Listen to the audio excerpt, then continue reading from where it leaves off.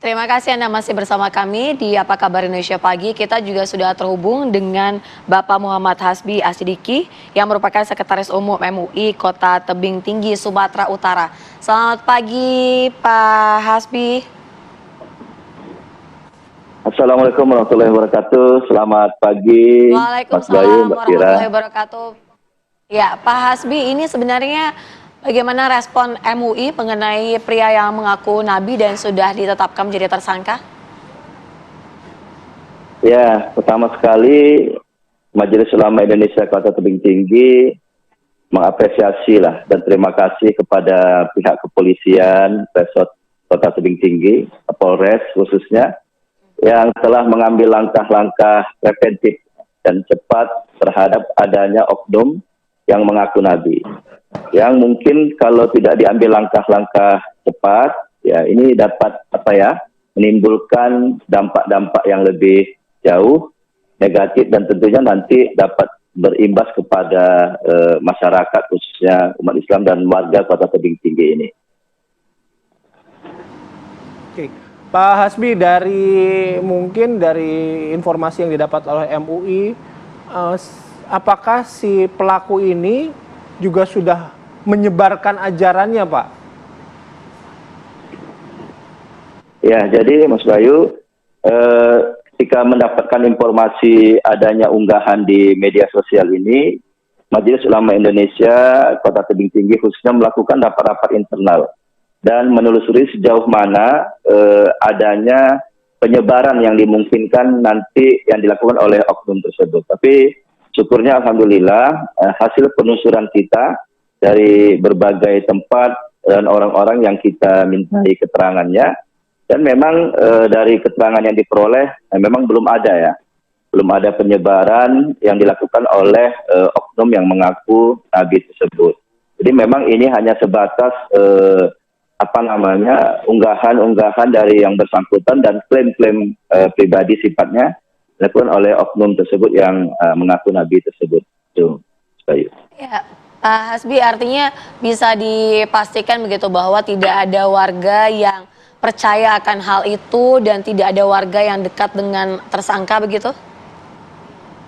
Ya, sejauh ini memang yang kita telusuri belum ada pengikut, belum ada juga orang-orang yang percaya dan mungkin juga yang mengakui yang bersangkutan itu sebagai nabi atau orang-orang yang mengangkat beliau sebagai nabi tersebut. Jadi syukurnya masih sejauh itu dia, Pak, yang ada di kejadian yang di lapangan. Oke, saya mau geser ke Pak Agus Arianto. Pak Agus, ketika si pelaku merekam aksinya kemudian mengupload begitu isi pidatonya begitu, apakah si pelaku ini juga dibantu oleh beberapa orang tertentu atau bekerja hanya seorang diri, Pak Agus?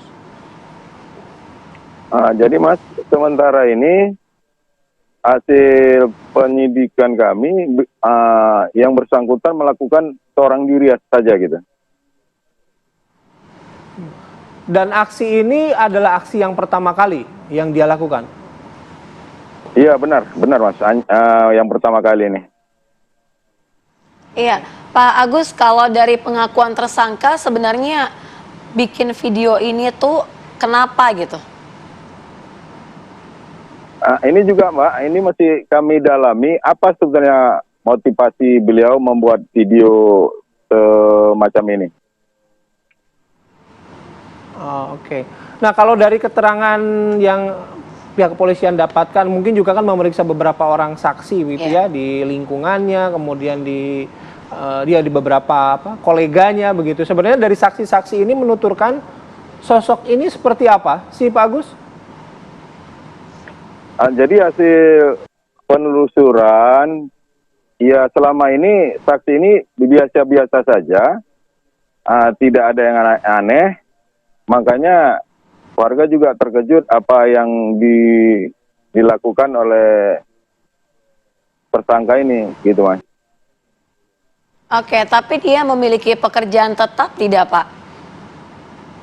Ya, pekerjaannya istilahnya berdagang, membantu orang tuanya gitu.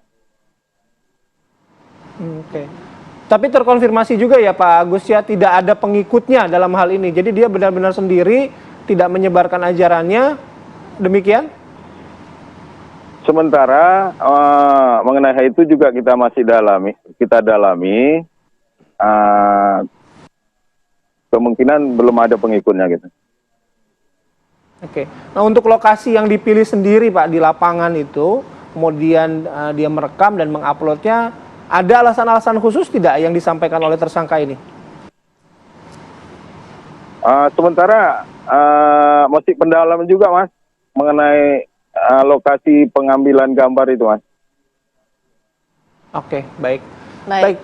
Terakhir ke Pak Hasbi kali ya. Pak Hasbi, tadi Pak dari pihak kepolisian kan juga masih mendalami. Anda mengapresiasi apa yang sudah dilakukan oleh pihak kepolisian. Tapi ketika video sudah terupload gitu kan, mungkin ada 1-2 orang yang sudah menyimak begitu. Dan terutama fenomena seperti ini, bagaimana kita semua harus menyikapinya, Pak Hasbi?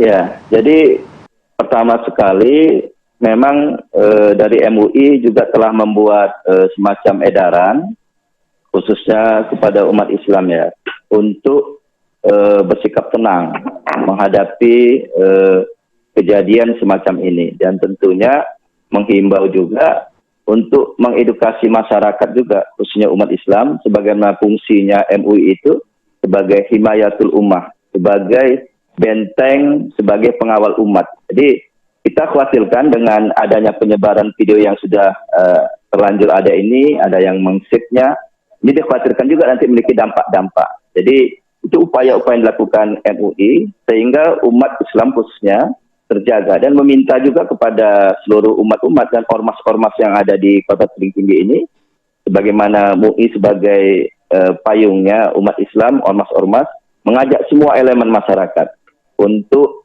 mengedukasi masyarakat, untuk memberi pencerahan bahwa sesungguhnya tidak ada lagi sesungguhnya nabi-nabi yang ada setelah adanya Nabi Muhammad Rasulullah SAW, itu khusus umat Islam.